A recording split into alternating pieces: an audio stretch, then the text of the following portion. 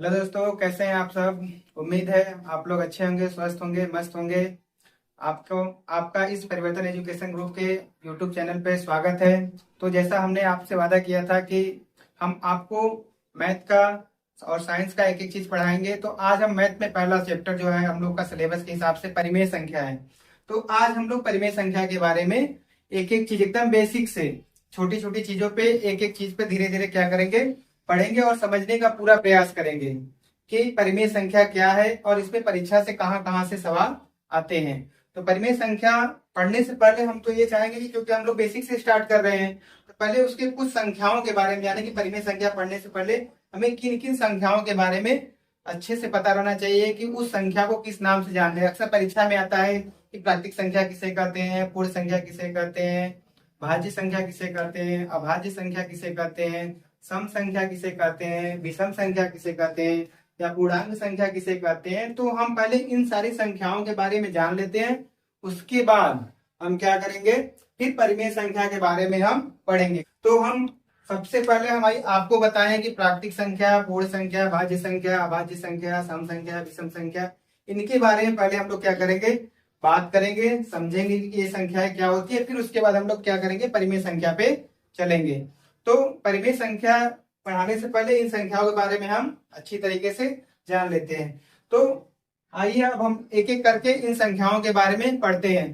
तो इससे पहले आप क्या करिए, एक रिक्वेस्ट है कि आप अधिक से अधिक अपने दोस्तों को इस वीडियो को शेयर करिए ताकि ज्यादा से ज्यादा लोग इसका लाभ ले सकें।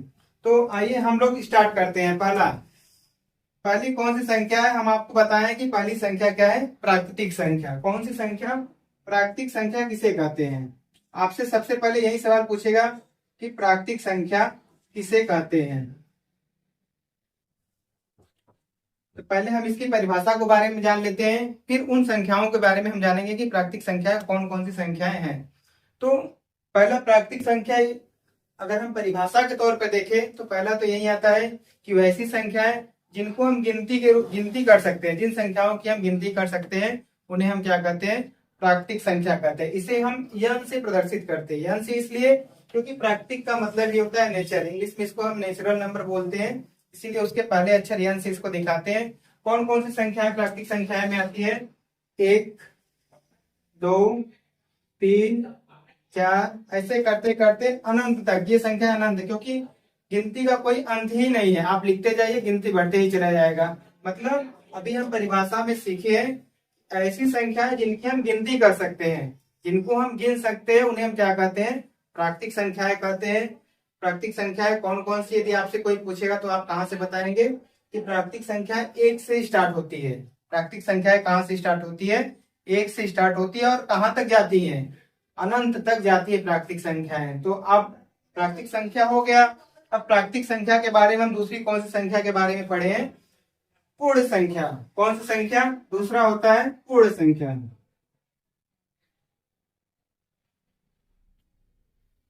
ये हो गया पूर्ण संख्या, जिसको इंग्लिश में बोलते हैं होल नंबर। क्या बोलते हैं, होल नंबर।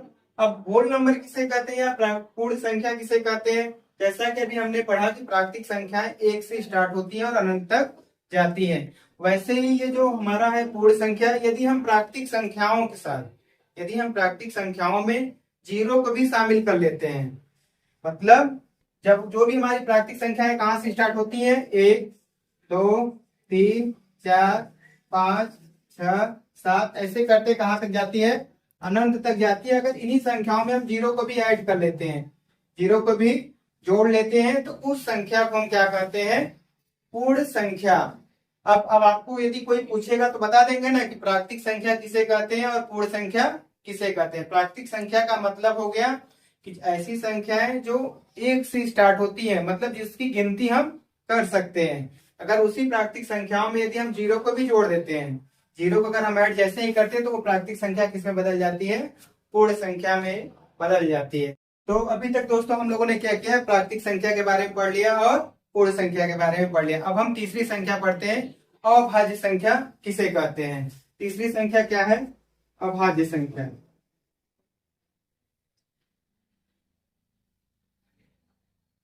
अभाज्य संख्या, अब अभाज्य संख्या कहते किसे हैं, पहले हम इसके बारे में जान लेते हैं। तो अभाज्य संख्या की अगर परिभाषा अगर हम लोग जाने, अभाज्य संख्या ऐसी एक से बड़ी वे संख्या है, इसकी परिभाषा हम बता रहे हैं, ध्यान से सुनिएगा। एक से बड़ी वे संख्या है जो स्वयं से कटे या स्वयं से विभाजित होती है और एक से विभाजित होती है, ऐसी संख्याओं को हम क्या कहते हैं, अभाज्य संख्या। फिर से हम बता रहे हैं, ध्यान सुनिएगा, कि एक से बड़ी वे संख्या है जो स्वयं से विभाजित होती है और एक से विभाजित होती है, ऐसी संख्याओं को हम क्या कहते हैं, अभाज्य संख्या कहते हैं। जैसे एग्जाम्पल के तौर पे हम देखते हैं, अभी हमने परिभाषा में क्या बताया है कि एक से बड़ी कौन सी संख्या होती है। इसका मतलब है कि 2 हो गया, 3 हो गया, 4 हो गया, 5 हो गया, 6 हो गया, 7 हो गया, 8 हो गया, मतलब ये क्या है, एक से बड़ी सारी संख्याएं हैं।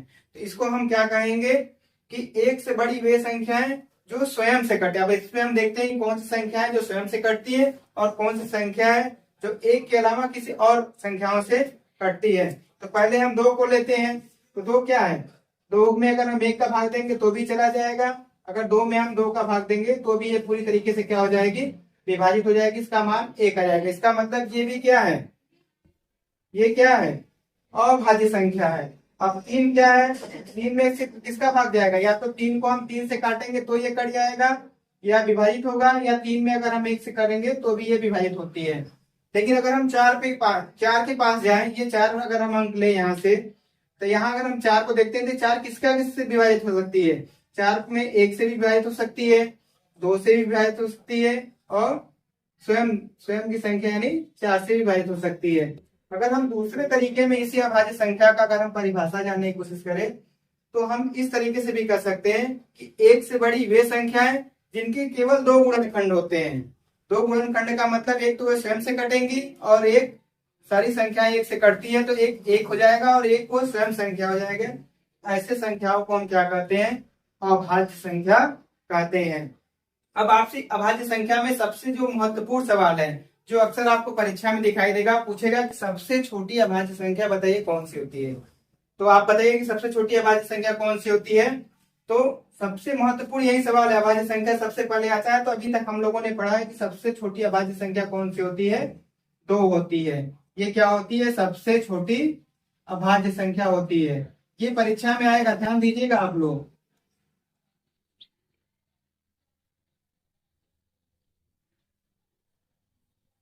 ठीक, अभी हम लोगों ने अभाज्य संख्या की 2 परिभाषाएं जाने की, मतलब एक से बड़ी वे संख्या है जो स्वयं से कटती है और एक से विभाजित होती है, ऐसी संख्याओं को हम क्या कहते हैं, अभाज्य संख्या कहते हैं। दूसरी परिभाषा हम लोगों ने क्या पढ़ा कि ऐसी संख्या है जिनके सिर्फ 2 गुणनखंड होते हैं, एक स्वयं वो संख्या खुद से कटती है और खुद से विभाजित होती है, दूसरी क्या होती है, एक से विभाजित होती है। ऐसी संख्याओं को हम क्या कहते हैं, अभाज्य संख्या कहते हैं। मतलब जिनके सिर्फ 2 क्या होते हैं, खंड होते हैं, गुणनखंड होते हैं, फैक्टर होते हैं, ऐसी संख्याओं को हम क्या कहते हैं, अभाज्य संख्या कहते हैं। तो प्राकृतिक संख्या हो गया, पूर्ण संख्या हो गया, अभाज्य संख्या हो गया। अब हम चौथी संख्या पे चलते हैं कि भाज्य संख्या किसे कहते हैं। अब हम चौथी संख्या भाज्य संख्या के बारे में पढ़ते हैं कि भाज्य संख्या किसे कहते हैं। तो हमारा जो चौथी क्या है हेडी, भाज्य संख्या। पहले हम लोग इसकी परिभाषा के बारे में जान लेते हैं, इसकी परिभाषा क्या होती है भाज्य संख्या के बारे में। तो भाज्य संख्या उसे कहते हैं जो संख्या स्वयं तथा एक के अतिरिक्त किसी और संख्या से कटे, अन्य संख्या तीसरी संख्या से विभाजित अगर हो जाती है तो ऐसी संख्याओं को हम क्या कहते हैं, भाज्य संख्या कहेंगे। क्या परिभाषा हमने बताया कि ऐसी संख्याएं जो एक से बड़ी हो, एक से बड़ी ऐसी संख्याएं जो स्वयं तथा एक के अतिरिक्त किसी और एक अन्य संख्या से कटे, ऐसी संख्याओं को हम क्या बोलेंगे, भाज्य संख्या बोलेंगे। जैसे एग्जाम्पल के तौर पे हम देखते हैं, जैसे हमने 4 ले लिया, अब 4 कौन कौन सी संख्या से विभाजित होगा, 1 से होगा, 2 से होगा और स्वयं अपनी संख्या से विभाजित होगा। अगर हम 6 को ले लेते हैं, 6 किससे विभाजित होगा, 1 से होगा, 3 से होगा और स्वयं 6 से विभाजित होगा। 1 हो गया, 3 हो गया, 6 हो गया और एक संख्या कौन सी है, 2 है। तो इसको हम क्या करते हैं, आगे लिख देते हैं, सीरियल से अगर रहेगा तो अच्छा लगेगा कि कौन कौन सी संख्याएं हैं। तो 6 किससे किससे विभाजित हो जाएगा, 1 से विभाजित होगा, 2 से होगा, 3 से होगा और स्वयं अपनी संख्या स्वयं अपनी क्या होती है, स्वयं से विभाजित हो जाएगी। एक और एग्जाम्पल के तौर पे हम देख लेते हैं, 8 को ले लेते हैं, तो 8 किससे किससे विभाजित होगा, 1 से होगा, 2 से होगा, 4 से होगा, और स्वयं अपनी संख्या स्वयं खुद से विभाजित होती है। तो परिभाषा के हिसाब से हमने क्या समझा कि ऐसी एक से बड़ी वे संख्याएं जो स्वयं तथा एक के अतिरिक्त किसी अन्य संख्या से क्या होती है, विभाजित होती है, ऐसी संख्याओं को हम क्या कहते हैं, भाज्य संख्या। या अगर हम दूसरे तरीके से इसके परिभाषा को अगर हम समझे तो वैसी संख्याएं जिनके 2 से ज्यादा गुणनखंड होते हैं, ऐसी संख्याओं को हम क्या कहते हैं, भाज्य संख्या बोलते हैं। देखिए इनके कितने गुणनखंड हो जाएंगे। अगर इसके हम गुणनखंड करें तो गुणनखंड करने का तरीका होता है, क्लास पर लेकर आप देख लेंगे जिनका क्या होता है, गुणनखंड बन जाएगा, तो आप चेक कर सकते हो वहां से भी। अब 4 संख्याओं के बारे में पढ़ लिया, प्राकृतिक संख्या, पूर्ण संख्या, अभाज्य संख्या, भाज्य संख्या। अब हम 5वीं संख्या पढ़ते हैं कि सम संख्या। 5वीं संख्या क्या है कि सम संख्या किसे कहते हैं, सम संख्या किसे कहते हैं। तो सम संख्या की अगर हम परिभाषा पे जाएंगे तो सम संख्या की परिभाषा होती है कि वैसी संख्या है जो 2 से विभाजित हो जाती है, वैसी संख्या पूरी तरीके से, वैसी संख्या जो 2 से पूरी तरीके से विभाजित हो जाती है, ऐसी संख्याओं को हम क्या कहते हैं, सम संख्या कहते हैं। जैसे एग्जाम्पल के तौर पे 2 सम संख्या क्या क्या हो जाएंगी, 2, 4, 6, 8, 10, 12, ऐसे करके चला जाएगा। ऐसी संख्या क्या है, इससे अब सारी संख्याओं को हम क्या बोलेंगे, सम संख्या, क्योंकि ये सारी संख्याएं क्या होती है, 2 से पूरी तरीके से विभाजित हो जाती है। तो अब आप लोगों ने सम संख्या के बारे में पढ़ लिया, समझ लिया अच्छी तरीके से। अब हम अगली संख्या के बारे में चलते हैं, विषम संख्या किसे कहते हैं। तो अब हम 6वीं संख्या विषम संख्या की तरफ चलते हैं कि 6वीं संख्या हमारी कौन सी है, विषम संख्या। क्या है, विषम संख्या। अब विषम संख्या की परिभाषा पहले हम लोग समझते हैं कि विषम संख्या किसे कहते हैं।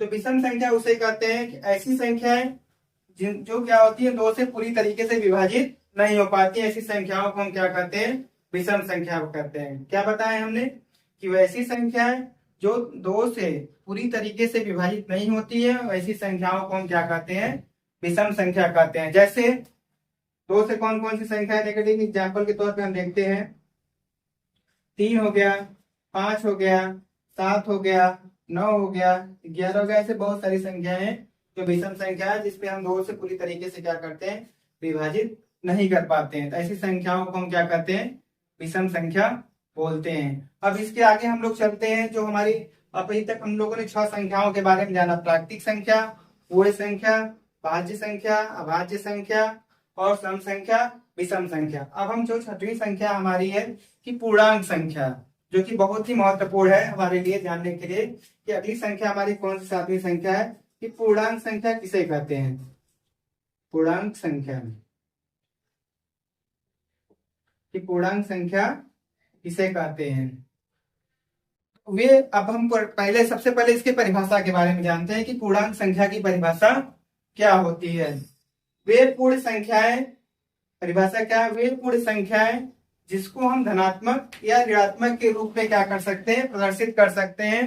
परिभाषा क्या है कि वे पूर्ण संख्याएं जिनको हम धनात्मक या तो धन के रूप में या तो ऋण के रूप में या ऋणात्मक के रूप में हम प्रदर्शित कर सकते हैं, ऐसी संख्याओं को हम क्या कहते हैं, पूर्णांक संख्या कहते हैं। पूर्णांक संख्या मतलब कि वे संख्याएं, वे पूर्ण संख्याएं जिनको हम धनात्मक या ऋणात्मक के रूप में प्रदर्शित कर सकते हैं, दिखा सकते हैं कि ये धन है, धनात्मक संख्या, ये ऋणात्मक संख्या, ऐसी संख्याओं को हम क्या कर सकते हैं, पूर्ण संख्या या पूर्णांक संख्या क्या कर सकते हैं, बोल सकते हैं। जैसे देखिए एग्जाम्पल के तौर पे हम देखते हैं, जैसे इसको हम कह सकते हैं कि -1, -2, -3, -4 या 1, 2, 3, 4। देखिए ये ऋणात्मक भी संख्याएं हैं और धनात्मक भी संख्याएं हैं, तो ऐसी संख्याओं को हम क्या बोलेंगे, पूर्णांक संख्या बोलते हैं। तो अब हमारे मन में ये सवाल आता है कि हमने 1 के बारे में पढ़ा, +1, +2, +3, +4, -1, -2, -3, -4। तो हमारे मन में ये सवाल आता है क्या 0 भी पूर्णांक संख्या है, कि 0 पूर्णांक संख्या में हम इसको ले सकते हैं या नहीं ले सकते हैं। बिल्कुल ले सकते हैं, क्योंकि 0 भी क्या है, पूर्णांक संख्या है। आइए हम ग्राफ के माध्यम से समझते हैं कि पूर्णांक संख्या को कैसे निरूपित करते हैं। अगर हम कभी कभी परीक्षा में आता है कि ग्राफ बनाकर आपको दे देगा, बताएगा कि इसमें कौन कौन सी पूर्णांक संख्या कहाँ कहाँ पे दर्शाई गई, उसको आप हमें ग्राफ के माध्यम से दिखाइए। तो हम ग्राफ बनाते हैं पहले, जैसे मान लीजिए ये एक हम ले लेते हैं लाइन, यहाँ पे हम बीच में क्या रख सकते हैं, 0, क्योंकि अब जीरो के अगर हम दाहिने तरफ जाएंगे तो ये क्या रहते हैं प्लस धनात्मक, इधर क्या हो जाएंगे धनात्मक, इधर धनात्मक संख्या हो जाएंगी और ये क्या हो जाएंगी इधर बाएं तरफ ऋणात्मक संख्या। अगर जीरो से अगर हम दाहिने तरफ जाएंगे धन की तरफ जाएंगे तो ऐसी संख्याओं को हम क्या लिखेंगे, यहाँ पे लिखेंगे +1 +2 +3 +4 +5, ऐसे करते करते हम आगे जाएंगे। अगर उसके बाएं तरफ अगर हम आएंगे तो यह क्या हो जाती है ऋणात्मक में -1 -2 -3 -4 -5 -6। अब क्या हो गया कि अगर हम जीरो से दाहिने तरफ जाएंगे धनात्मक की तरफ जाएंगे तो वह संख्या धनात्मक संख्याएं कहलाती है। अगर वही संख्या अगर हम बाएं तरफ ले जाएंगे तो ये क्या कहलाती है ऋणात्मक संख्या कहलाती है। तो इन सारे चीजों से हमें एक चीज तो स्पष्ट होता है कि जितनी भी ऋणात्मक संख्याएं होती है, जितना भी हम माइनस में जाएंगे, पूर्णांक संख्या जितना ही माइनस में जाएगी, -1 -2 -3 -4, उसका वैल्यू उतना ही क्या होता है धीरे धीरे कम हो जाता है, उसका मान धीरे धीरे कम हो जाता है। क्योंकि इससे ये पता चलता है कि जो जीरो हमारी पूर्णांक संख्या है वह सारी माइनस संख्याओं या ऋणात्मक संख्याओं से क्या होती है बड़ी होती है। जो जीरो हमारी हमने क्या बताया कि जो जीरो संख्या है, जो पूर्णांक संख्या जीरो है, वो हमारी सारी ऋणात्मक संख्याओं से बड़ी होती है और जो जीरो है सारी धनात्मक संख्याओं से क्या होती है छोटी होती है। ये बहुत ही महत्वपूर्ण पॉइंट है, इसको आप लोग नोट कर लीजिएगा, ये अक्सर परीक्षा में आता है। क्या जीरो सभी ऋणात्मक संख्याओं से बड़ी संख्या या छोटी? बहुत सारे बच्चों को पता नहीं रहता तो गलत करके चले जाते हैं। तो यहाँ आप जान लीजिए कि जो जीरो होती है सारी ऋणात्मक संख्याएं जितनी भी है सारे ऋणात्मक संख्याओं से बड़ी होती है और सारे धनात्मक संख्याओं से क्या होती है छोटी होती है। तो जितने भी हमने संख्याओं के बारे में चर्चा किया आप लोग समझ गए होंगे कि प्राकृतिक संख्या किसे कहते हैं, पूर्ण संख्या किसे कहते हैं, भाज्य संख्या, अभाज्य संख्या, सम संख्या, विषम संख्या और पूर्णांक संख्या किसे कहते हैं। इन संख्याओं के बाद अभी इनके हम पूर्णांक के चिन्हों के बारे में हम जान लेते हैं कि पूर्णांक संख्या जो होती है उनका चिन्हों का किस प्रकार गणित में प्रयोग किया जाता है, जो हमारे लिए बहुत जरूरी है। क्योंकि हम लोगों ने बेसिक से स्टार्ट किया एकदम शुरू से, तो एक एक चीज के बारे में जानते चलेंगे ताकि जब आगे हम लोग इस सवाल को लगाएं तो हमसे कहीं कोई छूट न जाए कि हमने ये कहाँ से हो गया, कैसे कर दिए। तो इन सब सारी चीजों के बारे में हम लोग चर्चा करते हैं। तो आइए पहले हम पूर्णांकों के चिन्हों के बारे में समझते हैं कि जो पूर्णांक होते हैं उनके चिन्हों का प्रयोग हम किस तरीके से करते हैं। तो अभी तक हम लोगों ने जो संख्याओं के बारे में पढ़ा, अब हम आगे चलते हैं कि जो पूर्णांक संख्या होती है उनकी संक्रियाओं में किस प्रकार चिन्हों का प्रयोग करते हैं। तो पहले हम उनके चिन्हों के बारे में, जैसे जब हम चिन्हों का जब किसी भी पूर्णांक संख्या गुणा करते हैं तो ज्यादातर बच्चे वहीं पे गलत कर देते हैं कि जैसे अगर प्लस कोई संख्या ऋणात्मक संख्या है, अगर ऋणात्मक संख्या में गुणा करते हैं तो उसका मान क्या होगा। तो इसके बारे में पहले हम लोग चिन्हों के गुणनखंड के बारे में पहले पढ़ लेते हैं कि चिन्हों का जो गुणनखंड होता है किस प्रकार से कार्य करेगा मैथ में। तो देखिए पहले हम क्या करेंगे कि अगर कोई संख्या ले लेते हैं, जैसे ये ऋण संख्या है, अगर ऋण का ऋणात्मक संख्या का ऋणात्मक में अगर गुणा करेंगे तो क्या इसके परिणाम आएंगे। अगर कोई पॉजिटिव संख्या है, धनात्मक संख्या है, इसका अगर हम धनात्मक संख्या के साथ गुणा करेंगे तो क्या हमें रिजल्ट प्राप्त होगा। अगर कोई धनात्मक संख्या है, यदि उसका गुणा हम किसी ऋणात्मक संख्या में करें तो उसमें क्या हमें रिजल्ट प्राप्त होगा। अगर कोई ऋणात्मक संख्या है, उसका यदि हम किसी धनात्मक संख्या के साथ गुणा करेंगे तो हमें क्या प्राप्त होगा। पहले सबसे पहले इसको हम सीख लेते हैं अच्छी तरीके से, क्योंकि जब तक ये हमें नहीं आएगा आगे हमें सवाल लगाने में बहुत ही परेशानी होगी। तो हम लोग बेसिक से एकदम स्टार्ट किए हैं, इसीलिए इसके एक एक चीज के बारे में पहले समझते हैं। तो आप ध्यान दीजिएगा, सबसे महत्वपूर्ण ये चीज आप इसको नोट कर लीजिएगा कि जब भी समान चिन्हों का गुणनखंड होगा, जब भी कोई भी समान चिन्ह रहे, चाहे ऋणात्मक वाला समान चिन्ह रहे चाहे धनात्मक वाला समान चिन्ह रहे, उनका हमेशा जो रिजल्ट मिलता है हमेशा हमें धनात्मक में ही मिलेगा। जैसे पहली संख्या है ये ऋणात्मक संख्या है, दूसरी भी क्या है ऋणात्मक है। अगर माइनस का माइनस में गुणा करेंगे तो जो हमेशा रिजल्ट हमें मिलेगा क्या मिलेगा, प्लस मिलेगा, पॉजिटिव ही मिलेगा। दूसरा हमने क्या बताया है कि अगर प्लस का प्लस में भी गुणा करेंगे तो इसका रिजल्ट हमें क्या मिलेगा, हमेशा प्लस मिलेगा। तीसरी संख्या देखिए, यहां से ध्यान दीजिएगा, जब भी कभी किसी धनात्मक संख्या का किसी ऋणात्मक संख्या के साथ अगर हम गुणा करेंगे तो उसका रिजल्ट हमें हमेशा क्या मिलेगा, ऋणात्मक ही मिलेगा। अब इसमें भी देखिए ये है कि एक ऋणात्मक संख्या दूसरी क्या है धनात्मक चिन्ह है। ये कोई ऋणात्मक संख्या ले लेते हैं, कोई धनात्मक संख्या ले लेते हैं, जब भी इनका गुणनखंड करेंगे तो हमेशा हमें क्या रिजल्ट मिलेगा, ऋणात्मक। यहाँ पे देखिए दो पॉजिटिव है दो निगेटिव। पॉजिटिव कब होते हैं या धनात्मक कब होते हैं कि जब इसमें हम देख रहे हैं कि दोनों समान चिन्ह है, यहाँ पे ऋण का चिन्ह है और यहाँ पे ऋण का चिन्ह है, दोनों का जो गुणनखंड करेंगे तो हमेशा क्या मिलेगा, हमें प्लस मिलेगा। यहाँ पे देखिए प्लस है, प्लस है। जब भी दोनों समान चिन्ह हो गए, अगर प्लस का प्लस में अगर समान चिन्ह अगर है तो उसके रिजल्ट हमें क्या मिलेंगे, हमेशा पॉजिटिव मिलेंगे। जब भी विपरीत चिन्हों का गुणनखंड करेंगे हमेशा रिजल्ट क्या आ जाएगा, हमें ऋणात्मक ही प्राप्त होंगे। हमें उम्मीद है कि ये सारी चीजें आप आसानी से देख लिया। अगर नहीं समझ में आएगा आप वीडियो को थोड़ा सा पीछे करके फिर इसको समझने का प्रयास करिएगा। अब हम इन चिन्हों का गुणनखंड कर सीख लिए। अब इन चिन्हों को किस प्रकार हम जोड़ते हैं, अब इसके हम योग के संक्रियाओं के बारे में समझेंगे। ये तो था गुणन संक्रिया या प्रगुण भी बोल सकते हैं, संक्रियाएं बोलिए, ये किस प्रकार काम करते हैं। अब इसके हम योगफल के बारे में, योग के बारे में करेंगे कि इन चिन्हों का योग किस प्रकार होता है। ठीक है, तो अब अगर हम किसी धनात्मक संख्या को ले लेते हैं या संख्या लेते हैं, चिन्ह के माध्यम से समझ लेते हैं, तो मान लेते हैं, फिर उसके बाद हम संख्या पे हल करके दिखा देंगे आपको। तो ये देखिए, अगर कोई भी पॉजिटिव है, कोई धनात्मक संख्या है, यदि इसको हम किसी धनात्मक संख्या के साथ जोड़ेंगे, धनात्मक संख्या के साथ यदि हम जोड़ते हैं तो इसका रिजल्ट हमेशा क्या मिलेगा, धनात्मक ही मिलेगा। क्या मिलेगा, धनात्मक। मतलब धनात्मक संख्या का जब भी हम धनात्मक संख्या के साथ जोड़ेंगे तो इसका रिजल्ट हमें क्या मिलेगा, हमेशा धनात्मक संख्या ही मिलेगा। दूसरा आता है कि यदि कोई ऋणात्मक संख्या है, यदि ऋणात्मक संख्या को हम क्या करते हैं, ऋणात्मक संख्या के साथ जोड़ते हैं तो इसके परिणाम हमेशा क्या मिलेंगे, हमें ऋणात्मक ही मिलेंगे। क्योंकि माइनस संख्याएं जो है, माइनस पहले से थी माइनस और उसमें हम जोड़ देते तो इसके रिजल्ट हमें क्या मिलेंगे, हमेशा माइनस में मिलेंगे, यानी ऋणात्मक ही मिलेंगे। अब देखिए, यहाँ समझने वाली सबसे महत्वपूर्ण विषय है कि अगर हम प्लस को माइनस के साथ या ऋणात्मक संख्या को धनात्मक संख्या के साथ या धनात्मक संख्या को ऋणात्मक संख्या के साथ जब हम जो योग का प्रयोग करते हैं तो उसमें हमें रिजल्ट क्या मिलता है। तो आप देखिए, सबसे पहले हम यदि कोई धनात्मक ले लेते हैं, अगर इसको हम किसी ऋणात्मक के साथ जोड़ेंगे तो हमारा रिजल्ट क्या मिलेगा, ये ध्यान से समझिएगा। देखिए, जब भी आप किसी धनात्मक संख्या को ऋणात्मक संख्या के साथ जोड़ते हैं तो आप सबसे पहले उनके चिन्हों को देखें कि किस संख्या पे कौन सा चिन्ह लगा है।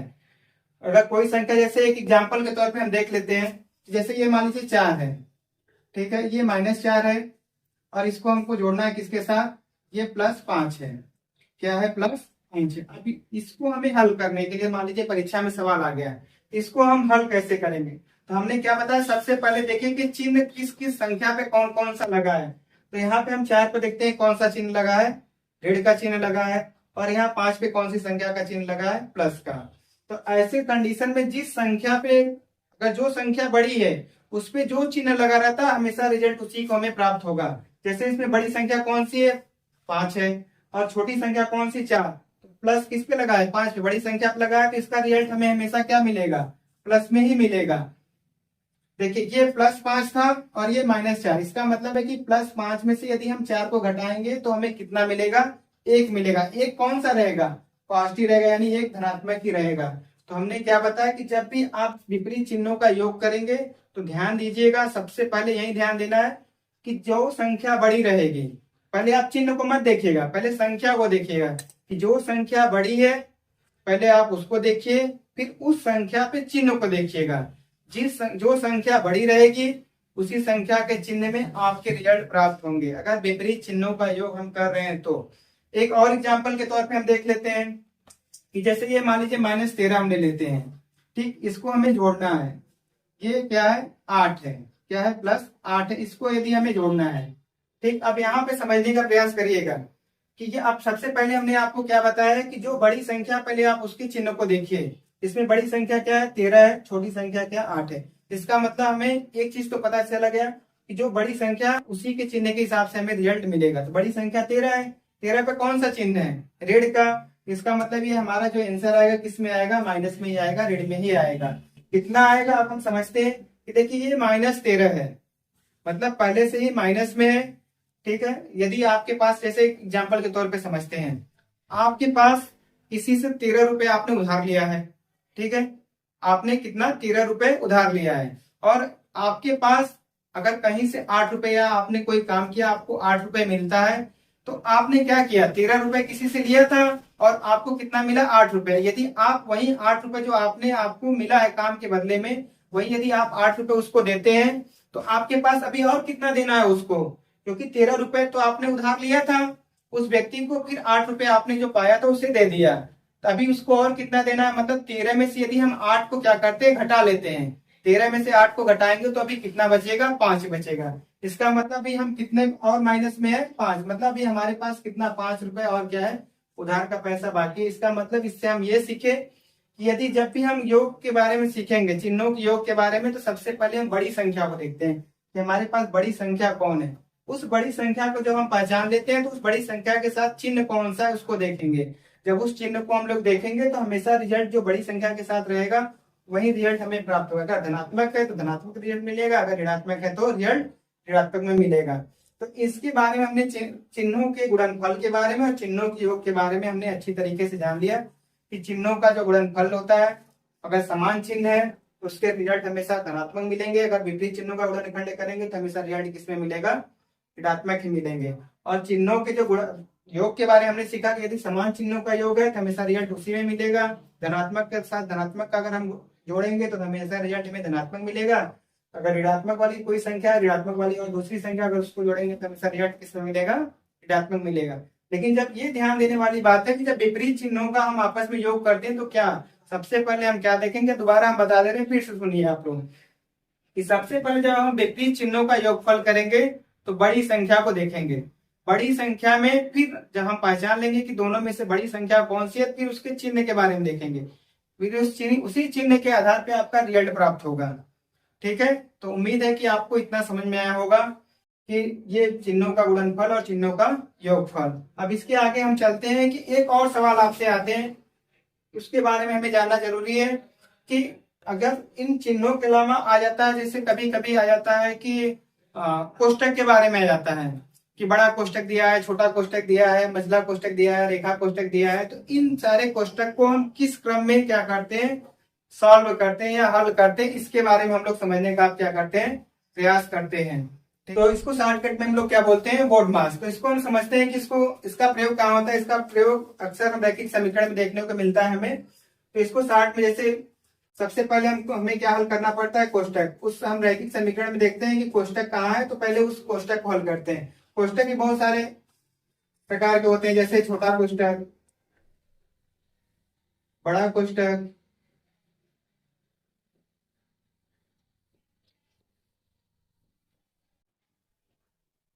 एक होता है तीसरा मझला कोष्टक।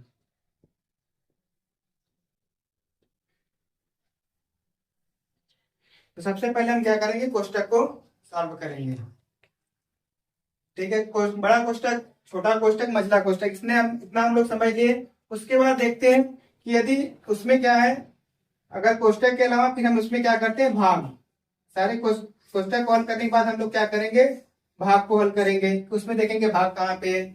तीसरे में हम क्या करेंगे, फिर गुणनखंड को करेंगे। अगर कहीं गुणा है तो उसको हम सॉल्व करेंगे। गुणा के बाद फिर हम क्या करते हैं, जोड़ते हैं। क्या करते हैं, जोड़ते हैं। फिर लास्ट में हम क्या करते हैं, उस संख्या में हम देखते हैं, लास्ट की प्रक्रिया में हम क्या करते हैं, घटाते हैं। क्या करते हैं, घटाते हैं। लास्ट की प्रक्रिया में हम क्या करते हैं, घटाते हैं। इसका मतलब है कि सबसे पहले, हाँ, कोष्टक से पहले एक और प्रक्रिया होती है रेखा कोष्टक का। इसका मतलब कि हमें इसको मिटा देते हैं थोड़ा सा। कौन सा हो जाएगा, रेखा कोष्टक। रेखा कोष्टक, इसका चिन्ह ये होता है, ऐसे लंबा सा रहता है। ठीक, यदि हम जब भी रैखिक समीकरण हल करते हैं तो सबसे पहले हमारी प्रक्रिया कौन सी होगी कि हम उस सवाल में देखेंगे, अगर रेखा कोष्टक है तो सबसे पहले इसको हल करेंगे। दूसरा हम क्या है, उस देखते हैं कि कोष्टक में कौन सा कोष्टक है, बड़ा है, छोटा है, मझला, इसका भी क्रम होता है। इसका भी क्रम होता है। कोष्टक हल करने वाला पहला होता है, सबसे पहले हम छोटा कोष्टक को हल करेंगे। कौन से कोष्टक को, छोटा कोष्टक को। दूसरा क्या है, मझला कोष्टक को फिर हल करेंगे इसको। और तीसरे नंबर पे हम क्या करेंगे, सबसे बाद में बड़े कोष्टक को हम क्या करेंगे, हल करेंगे। ठीक, ये कोष्टक को हम हल करेंगे। लेकिन एक सबसे महत्वपूर्ण चीज ये है कि जब भी हम कोष्टक का सवाल हल करते हैं, ब्रैकेट का सवाल जब भी हम इसको हल करेंगे तो ध्यान देंगे कि कोष्टक से बाहर कौन सा चिन्ह है। यदि प्लस का चिन्ह है तो कोष्टक के अंदर कोई परिवर्तन दिखाई नहीं देता। मतलब कोष्टक के अंदर अगर कोई धनात्मक संख्या तो हमेशा धनात्मक में ही रहेगी, अगर ऋणात्मक संख्या तो हमेशा क्या रहेगी, ऋणात्मक रहेगी। लेकिन सबसे बड़ी समस्या कब आती है कि जब कोष्टक के बाहर यदि माइनस का चिन्ह दे देता है। तो ध्यान दीजिएगा, जब भी कोई भी आप कोष्टक हल करें, छोटा कोष्टक कर रहे हैं, बड़ा कोष्टक कर रहे हैं या मंझला कोष्टक, इन सारे कोष्टकों में से यदि कोई भी कोष्टक यदि आप सवाल हल कर रहे हैं दिया है, यदि उस कोष्टक के बाहर यदि माइनस का चिन्ह है, जैसे ही आप उस कोष्टक को हल करेंगे अंदर के सारे चिन्ह क्या हो जाएंगे, परिवर्तित हो जाएंगे। अगर माइनस है तो प्लस हो जाएगा, प्लस है तो माइनस हो जाएगा। ये बात आप एकदम दिमाग में बैठा लीजिए। यदि कोष्टक के बाहर माइनस का चिन्ह है तो कोष्टक के सारे चिन्ह, जैसे ही कोष्टक के सवाल हम हल करेंगे वो सारे चिन्ह क्या हो जाएंगे, बदल जाएंगे। प्लस है तो माइनस हो जाएगा, माइनस है तो प्लस हो जाएगा। इसको एकदम अच्छे से, इसको हम सवाल में जब अभ्यास प्रश्न कराएंगे इन सारे सवालों पे हम लोग क्या करेंगे, हल करेंगे। ठीक है, अब उम्मीद है कि आप लोग को आज जितना बताया गया अभी तक, जितने संख्याओं के बारे में बताया गया है, कोष्टक के बारे में, चिन्हों के प्रयोग के बारे में अच्छे समझ गए। अगला जो हम लोग वीडियो बनाएंगे उस पर हम लोग परिमेय संख्या के भाग 2 के बारे में बताएंगे जो बचा हुआ है, और इससे जितने भी अब तक पढ़ाए गए आपको उसके सारे क्या किया जाएगा, अभ्यास प्रश्न हल कराया जाएगा। ठीक है दोस्तों, तो हमें उम्मीद है कि आपको ये सारे आज के जितने पढ़ाए गए संख्याओं के बारे में, चिन्हों के बारे में, कोडामास कोष्टकों के बारे में, पूर्ण संख्या, पूर्णांक संख्या, भाज्य संख्या, समभाज्य संख्या, सारी संख्याओं के बारे में समझ में आया होगा। अगर आपको कहीं भी कोई भी दिक्कत है आप कमेंट के माध्यम से पूछ लीजिएगा, आपको सारी टीमें लगे रहेंगे। अगर कोई भी दिक्कत है आपके सारे प्रश्नों का दिया जाएगा जवाब। यदि इसके अलावा भी यदि आपको कोई और सब्जेक्ट के बारे में अगर नहीं समझ में आता तो भी पूछ सकते हैं। उम्मीद है कि आप लोग को ये सारी चीजें अच्छे से समझ में आया होगा। अच्छे से पढ़िए, मस्त रहिए। तब तक इसके बाद अगले वीडियो में हम लोग फिर मिलते हैं, और इस पे जितने भी आधारित क्वेश्चन है उन सारे क्वेश्चन को हम लोग क्या करेंगे, सॉल्व करेंगे, और कोशिश करेंगे इसमें कोई भी सवाल छूटे ना। ठीक है, धन्यवाद।